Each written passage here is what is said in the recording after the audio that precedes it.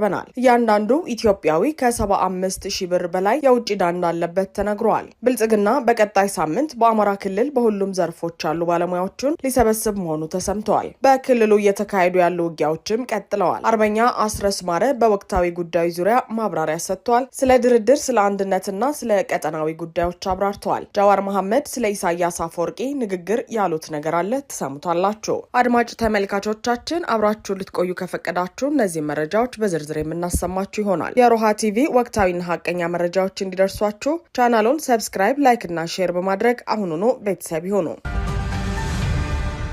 እያንዳንዱ ኢትዮጵያዊ ከ75,000 ብር በላይ የውጭ ዕዳ እንዳለበት ተነገረ። እያንዳንዱ ኢትዮጵያዊ ያለበት የውጭ ዕዳ መጠን $575 መድረሱን የኢትዮጵያ ኢኮኖሚክስ አሶሲዬሽን ባወጣው ሪፖርት ገልጿል። አሶሲዬሽኑ የሀገሪቱን ከ2021 እስከ 2023 የኢኮኖሚ አፈጻጸም አስመልክቶ ግንቦት 14 2017 ዓ.ም ባወጣው ሪፖርት ኢትዮጵያ እንደ ኢሮፓውያን አቆጣጠር እስከ 2023 ድረስ ያለባት የብድር መጠን $62.5 ቢሊዮን መድረሱንና ያንዳንዱ ኢትዮጵያዊ $575 ዕዳ እንዳለበት ተጠቁመዋል። የብድር ጫናው እንዲበዛ ካደረጉ ምክንያቶች መሃል የመንግስት ወጪ አስተዳደር አቅም ማነስ፣ የፕሮጀክቶች አፈጻጸም ደካማነት፣ ኢኮኖሚውን ሊደግፉ የሚችሉ ፕሮጀክቶችን አለማስፋት፣ የውጭ ንግድ መቀዛቀዝና የማምረት አቅም እየቀነሰ መምጣት ዋነኞቹ እንደሆነ በሪፖርቱ ጠቅሷል። በማህበሩ ከፍተኛ የማክሮ ኢኮኖሚ ተመራማሪ ናስር የኑስ ዶክተር ከዚህ በፊት አገሪቱ ለተለያዩ ፕሮጀክቶች ከተለያዩ ኢትዮጵያዊ ተቋማትና አገሮች የተበደረቻቸው የተጠቀሰው መጠን የውጭ ዕዳ ብድሮች ውጤታማ አለመሆናቸው ዋነኛ የብድር ጫና ምክንያት መሆናቸውን አስረድተዋል። ኢትዮጵያ የብድር መክፈያ ጊዜን በመደራደር እንዲራዘም ማድረጓ ሊከፈል የነበረውን ገንዘብ አሁንም ኢኮኖሚውን መደጎም በማይችሉ መንገዶች ወጪ ከተደረገ የዕዳ ጫናው ይጨምራል እንጂ ሊቀንስ እንደማይችልም ተናግረዋል። ብልጽግና በቀጣይ ሳምንት በአማራ ክልል በሁሉም ዘርፎች ያሉ ባለሙያዎችን ሊሰበስብ መሆኑ ተሰማ። የውድቀቱ አፋፍ ላይ ያለው ብልጽግና በአማራ ክልል የተለያዩ የማህበረሰብ ክፍሎችን ሰብስቦ ለማወያየት ማሰቡ ተነግሯል። ስብሰባው የጤና ባለሙያዎች፣ መምህራን፣ ነጋዴዎች፣ የኪነ ጥበብ ባለሙያዎች፣ ጋዜጠኞች፣ ተቃዋሚ ፓርቲዎች የሚሳተፉበት ነው። ይህ ስብሰባ ከግንቦት 27 እስከ ግንቦት 28 እንደሚደረግ የተገለጸ ሲሆን የአበልና የጥቅማ ጥቅም ሁኔታ በዞንና በወረዳ እንዲሸፈን ተወስኗል።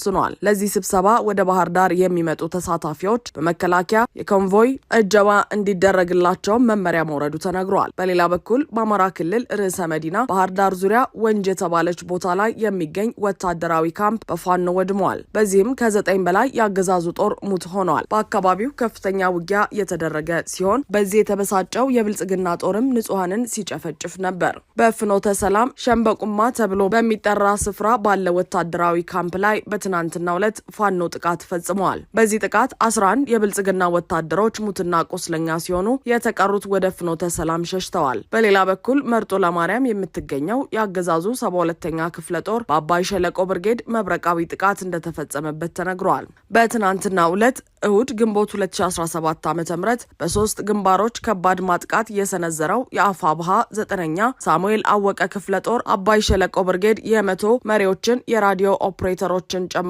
በርካታ ቁጥር ያለው የ72ኛ ክፍለ ጦር አባላት ተደምስሰዋል። አስላሞና አባ ሚኒስ ግንባር፣ በሰኞ ገበያ ከተማ ግንባርና ድቦ ከተማ ግንባሮች በተደረጉ የድምሰሳ ስራዎች ነው ይህ ድል የተገኘው። ከአማራ ፋኖ ብሔራዊ ኃይል ጎጃም ቀጠና ራስ ቢት ወደድ መንገሻ አቲከም 5ኛ ክፍለ ጦር አረንዛው ዳሞት ብርጌድ ቢተው ሻለቃ በማንኩሳ ከተማ በተለምዶ ስንቄ ታርዛፍ የሚባል ቦታ መሽጎ የሚገኘውን ሚኒሻ የምድር ድሮኗ የማንኩሳ ቢተው ሻለቃ ካሉበት በመሄድ ሙትና ቁስለኛ አድርጋቸዋለች። በአፋብሃ የጎጃም 2ኛ ተፈራ ዳምጤ ክፍለ ጦር የዮሐንስ አለማየሁ ብርጌድ ህዝባዊ ውይይቶችን አጠናክሮ ቀጥሏል። ሰሞኑን ከዋሸራና አካባቢው ማህበረሰብ ጋር በወቅታዊ ጉዳዮች እንዲሁም በፋኖና በህዝቡ መካከል ክፍተቶችን ለማስተካከል መልካም ግንኙነቶችን ደግሞ ለማስቀጠል ውይይቶች ተካሂደዋል። በዚህ ውይይትም የዮሐንስ አለማየሁ ብርጌድ አመራሮች በቦታው ተገኝተው የህዝቡን ሀሳብ ተቀብለው በፋኖ የሚስተካከሉትን እንደሚያስተካክሉ ገልጸዋል። ነዋሪዎቹ በበኩላቸው ከፋኖች ጋር ተናበው እንደሚሰሩና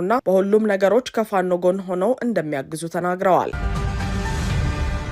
አብይ አህመድ ካስቀመጥናቸው ቅድመ ሁኔታዎች ውስጥ አንዱንም ይመልሳል ብለን አናምንም ሲል አርበኛ አስረስ ተናገረ። የአማራ ፋኖ ብሔራዊ ኃይል ማዕከላዊ ኮማንድ አባል አርበኛ አስረስ ማረ በወቅታዊ ሁኔታዎች ዙሪያ ማብራሪያ ሰጥተዋል። በማብራሪያውም የአፋብኃን የአንድነት ጉዞና ቀሪ ስራዎችን በሚመለከት ምላሽ ሰጥተዋል። በምላሹም በድርጅታችን ምስረታችን ወቅት በመግለጫችን እንደገለጽነው ቀሪ ስራዎች አሉ፣ እነሱ በሂደት ይጠናቀቃሉ ሲል ገልጸዋል። እንዲሁም በእስክንድር የሚመራውን አፋሕድ አብሮ ለመታገል ፍላጎት ካለው ለመቀበል ዝግጁ መሆናቸውን አንስተዋል። ድርድርን በሚመለከት ባነሳው ሐሳብም ከእብድ ጋር ማን ይደራደራል በሚል ከዚህ ቀደም ያነሳነውን ሐሳብ እያነሱ የሚወቅሱ አሉ ብለዋል። አሁንም አብይ አህመድ ለድርድር ዝግጁ እንዳልሆነ እያወቅን የእኛን ኃላፊነት ለመወጣት ነው በቅድመ ሁኔታ እንደራደራለን ያልነው ሲል ገልጿል። ካስቀመጥናቸው ቅድመ ሁኔታዎች ውስጥ አብይ አህመድ አንዱንም እንደማይፈጽም እናውቃለን። ነገር ግን ለሚታዘበን የዓለም አቀፉ ማህበረሰብ ዓላማችንን መረዳት ስላለበት ነው መግለጫውን ያወጣ ነው ብለዋል። ከዚህ በፊት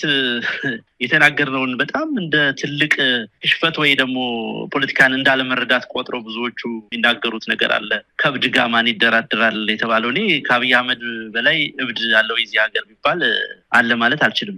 ራሱ የአሜሪካ መንግስት በመሰከረው መሰረት የራሱን ህዝብ በድሮን የሚጨፈጭፍ መረዋለው ገዘዋለው የሚለውን ህዝብ እርስ በርስ ለማታኮስ ለማዋጋት ቀን ከሌት የሚሰራ በራሱ ላይ አንዱን አማጺ ስፖንሰር እያደረገ ሰዎች ከቦታ ቦታ እንዳይንቀሳቀሱ የሚያደርግ አረመኔ አገዛዝ ጋር ስለምንድን ነው እንዴት ነው የምትደራደረው በሚል ነበር በጊዜውም በደንብ ተብራርቶ ተቀምጦ የነበረውና አሁንም ያንን ኮሚትመንት እንደሌለው በእኛ በኩል ዝግጁም እንዳልሆነ ፎርዛት ማተር አብይ አህመድ ለዛ ነገርም ዝግጁም እንዳልሆነ እናውቃለን። እያወቅንም ጭምር ግን ለዓለም አቀፉ ማህበረሰብ መረዳት ስላለበት ጉዳዩን ማወቅ ስላለበት የእኛን ሪል ኢንቴንት ሀሳብ ማወቅ ስላለበት ነው በዛ ልክ ዘርዘር አድርጎ ለማቅረብ የተሞከረው።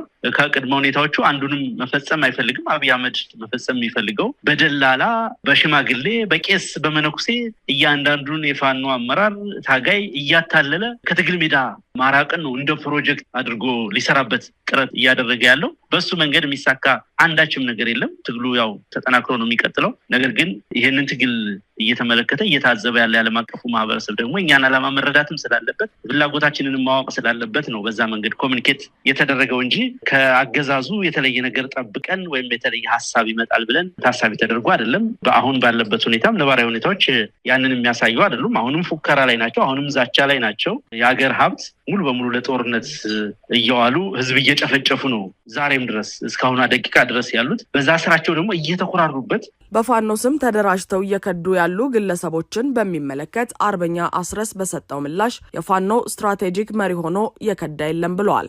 እንዳያማ ጥራው እንዳይበላግፋው በሚል ሐሳብ የቀረቡ ሳይሆኑ ማድረግ የሚችላቸውን ነገሮች እንዲያደርግ ነው የቀረቡት። ነገር ግን ያደርጋል ብዬ አልጠብቅም። እኔ በግሌ እነኚህ ነገሮች ያደርጋል ብዬ አልጠብቅም። የማያደርገው ለምንድን ነው? ለሰላም የተዘጋጀ ግለሰብ ስላልሆነ፣ ለሰላም የተዘጋጀ አገዛዝ ስላልሆነ፣ ይልቁንም አሁንም ለሌላ ጦርነት ዙር ሌላ ስለ ድሮን ስለማምረት ተተኳሽ ስለማምረት በአጠቃላይ ስለ ተኩስ ስለ እልቂት ብቻ ቀን ከሌት የሚደግስ የሚያስብ ስትራቴጂዝ የሚያደርግ ግለሰብ በመሆኑ ምክንያት እነኚህ ነገሮች ይቀበላል ወይም የአማራ ህዝብ ሰላም፣ የአማራ ህዝብ ደህንነት፣ የኢትዮጵያ ደህንነት ህልውና አሳስቦት ያንን ግንዛቤ ውስጥ አስገብቶ የተለየ ነገር ይወስናል ብዬ የምጠብቀው ግለሰብ አይደለም። ነገር ግን የጠየቅናቸው ጥያቄዎች በሙሉ መፈጸም የሚችሉ በተጨባጭም ሊደረጉ የሚችሉ ጥያቄዎች ናቸው እንጂ የማይጨበጡ ወይም ከሆነ ነገር ጋር የተቃረኑ ህልሞች አይደሉም። እንግዲህ አርበኛ አስረስ እናንተ ይህንን የአማራ ፋኖ ብሔራዊ ኃይልን ይዛችሁ ስትመጡ በተጓዳኝ ከፋኖ ትግል እየሸሹ እየራቁ ወደ ብልጽግና የሚገቡ ሰዎች ቁጥር ደግሞ በየጊዜው የአገዛዙ ሚዲያዎች አጀንዳ ሆነው ነበረ የሰነበቱት። ብዙ አመራሮች ተብለው የተገለጹ ወደ አገዛዙ መግባታቸውን አሳውቀዋል። ወደ ሰላም ተመልሰዋል። ከዚህ በኋላ የፋኖ መዋቅር እየፈረሰ ነው ከሚል መገለጫ ጋር በሰፊው ሲነሳ ነበረ። እነማን ናቸው የገቡ ያሉት? እውነት ለመናገር ከዚህ አንጻር ፋኖ እየፈረሰ ነው እያለቀለት ነው ከሚለው ጋር በማያያዝ ነገ የምትሰጉት ነገር አለ? ጥሩ ጥያቄ ነው ያነሳው። አንድ የትግል ድርጅት ወይም አንድ ትግል መመዘን ያለበት ከሊደርሺፕ አንጻር ነው። ስትራቴጂክ ሊደርሺፕ የሚሰጠው አካል ማን ነው? የት ነው ያለው? እንግዲህ ዝም ብሎ አይደለም የትግል እዚህ ዛሬ የደረስንበት ደረጃ የደረሰው ታስቦበት ዋጋ ተከፍሎበት ብዙ መስመሮች ተሰምረው ጣውረዶች ታይተው ነገ ምን እንደሚከሰት ታሳቢ አድርገን ከ3-4 ዓመት በፊት ስትራቴጂዝ አድርገን ያመጣነው ትግል ነው። ሊደርሺፑ አሁንም አለ፣ ማዕከሉ አሁንም አለ። አንድም በግለሰብ ደረጃም ቢሆን በቡድን ደረጃም ቢሆን ይህንን ትግል ክዶ ወደ ጠላት ወገን እየተቀላቀለ የለም። ነገር ግን እንደምታውቀው የሶሻል ሚዲያ ዘመን ነው። ዛሬ በየእጃችን ስልኮች አሉ፣ በየስልኮቻችን ሚዲያዎች አሉ። በዚህ የሶሻል ሚዲያ እንቅስቃሴ ምክንያት ግለሰቦችን ዝነኛ የማድረግ የማጉላት ነገር ይኖራልና አንዳንዶቹ አሁን ከርተው ገቡ ከተባሉት ልጆች መካከል አንዳንዶቹ በዚህ በሶሻል ሚዲያው ምክንያት ህዝብ ስላወቃቸው ካልሆነ በስተቀር በሊደርሺፕ ላይ ያላቸው ሚና ኢምንት ነው። በትግሉ ላይ ያላቸው ሚና እዚህ ግባ የሚባል አይደለም። ያ ሲባል አንድም ሁለትም ሰው ከድቶ ወደ ጠላት መግባቱ አይጎዳንም እያልኩ አይደለም። እሱ የራሱ ጉዳት ይኖረዋል። ነገር ግን አፍረክርከነዋል፣ አሸንፈነዋል፣ ከፍለነዋል፣ ሰንጥቀነዋል በሚያስብል ደረጃ የሚገለጽ ግን አይደለም። ለአብነት አሁን ቢነሳ ደቡብ ጎንደር ቀጠና በአጠቃላይ ከፍተኛ ተጋድሎ የተደረገበት ቀጠና ነው። ጋይንት፣ ስማዳ፣ ሌሎችም ደራ፣ ሁሉም ቀጠናዎች እዛ አካባቢ ከመጀመሪያው ከጦርነቱ መፈንዳት ጊዜ ጀምሮ በርካታ ውጊያዎች የተደረጉበት፣ በርካታ የጠላት ኃይል የተደመሰሰበት፣ በርካታ የፋኖ ኃይልም ዋጋ የከፈለበት ትልቅ ተጋድሎ የተደረገበት ቀጠና ነው። አሁንም ያንን ተጋድሎ የሚያደርጉ ፋኖች፣ ያንን ተጋድሎ የሚያደርገው ሰራዊት በቦታው አለ። በቁጥር እንግዲህ አገዛዙ በሚያጋንነው ልክ ባይሆንም የተወሰኑ ልጆች ደግሞ እንዲህ ሚዲያ ያውቃቸው የነበሩ ከርተው አገዛዙን ተቀላቅለዋል። ይሄ በየትኛውም የትግል ሂደት ውስጥ ሊያጋጥም የሚችል ነገር ነው። ነገር ግን ምንም አይነት ሲግኒፊካንት ጉዳት እንደሌለው ግን መታወቅ ያለበት እንዳነሳሁልህ ሊደርሺፑ እስካለ ድረስ፣ ኮሩ እስካለ ድረስ፣ አስኳሉ እስካለ ድረስ በዛ መንገድ ትግሉ እየተመራ ይቀጥላል። አብይ አህመድ ወደ ስልጣን ከመጣ ጀምሮ የአፍሪካ ቀንድ ሰላም አጥቷል ያለው አርበኛ አስረስ አሁን ላይ ምስራቅ አፍሪካ ጀርባውን እየሰጠው መሆኑን አንስተዋል። አብይ አህመድ የሚባል ግለሰብ ወደ መሪነት ከመጣበት ጊዜ ጀምሮ የምስራቅ አፍሪካ ቀጠና ሙሉ በሙሉ ተቀይሯል። አንደኛው ከዚህ በፊት በቀጠናው አንከር ስቴት የነበረችው ኢትዮጵያ ሚናዋን አጣ ሙሉ በሙሉ ወደ ረባሽነት ደረጃ ወርዳለች።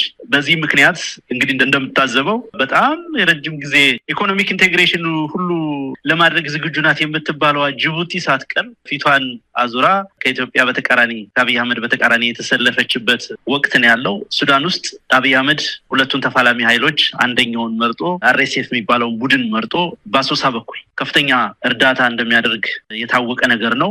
ሌሎቹም በአጠቃላይ ሶማሌ ላይ የሚፈጠረውን ነገር አንዴ ሶማሌላንድ ጋር ውይይት የባህር በር ለማግኘት በሚል ሶማሌላንድ እውቅና ሰጣለሁ በሚል ሌላ ጊዜ ደግሞ ያንን በመሻር ሲፈጥር የከረመው ትርምስ የሚታወቅ ነው። ከዚህ ሁሉ ትርምስ ጀርባ ያው ዩናይትድ አረብ ኤሚሬቶች አሉበት። በኤሚሬቶቹ ዶላር ወይም በእነሱ ገንዘብ እና ጉርሻ የእነሱን ተልዕኮ እየፈጸመ ነው ያለው አብይ አህመድ። በቀጠናው ያለውን ህዝብ በጦርነት በማተራመስ የነሱን የወርቅ፣ የነዳጅ፣ የባህር በር ሌሎች ጂኦፖለቲካዊ ኢንተረስቶቻቸውን ለማሳካት በዋናነት ኤሚሬቶቹ የሚፈልጉትን ግብ ለማሳካት ያንን ተልዕኮ ለማስፈጸም ብቸኛ ተላላኪ ሆኖ በቀጠናው ትርምስ እየፈጠረ ያለ ግለሰብ ነው አብይ አህመድ። ከዚህ በተቃራኒ ይህ የጥፋት አዋጅ የታወጀበት በቀጠናው ያለው ህዝብ የሱዳንም፣ የኤርትራም፣ የኢትዮጵያም የጅቡቲም ህዝብ ያለው ብቸኛ አማራጭ አብይ አህመድን የሚባል ግለሰብ በጋራ ታግሎ ማሸነፍ፣ በጋራ ታግሎ ይህንን ግለሰብ ከኢትዮጵያ መንግስት መንበር ላይ ማስወገድ ብቸኛ ምርጫ ነው ብዬ አስባለሁ።